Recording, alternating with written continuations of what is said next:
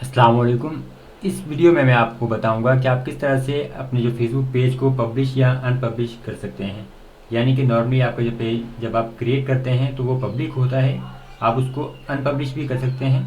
और तरीकाकार इंतहाई आसान है। आप सिंपली अपने फेसबुक पेज को ओपन कीजिए और यहाँ से आप देखिए ये सेटिंग्स लिखा हुआ है, यहाँ पे आप सेटिंग पर क्लिक कीजिए तो यहाँ आपका सेटिंग्स का जो पेज है वो खुल जाएगा।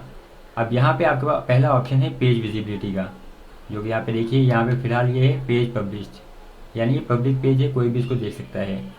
अब आप इसको अगर अनपब्लिश करना चाहते हैं तो एडिट पर क्लिक कीजिए और यहाँ से आपके पास ऑप्शन है पेज अनपब्लिश्ड, और यहाँ पे ये सवालिया निशान है। अगर आप इसके ऊपर अपना माउस लेकर जाएंगे तो यहाँ पे देखिए कुछ पेज विजिबिलिटी का कुछ इन्फॉर्मेशन है, और जहाँ लिखा है कि publishing your page makes it visible to the public, यानी आप पेज को जब पब्लिश करते हैं तो वो पब्लिक कोई भी उसको देखना चाहे फेसबुक पर तो वो पेज को देख सकता है।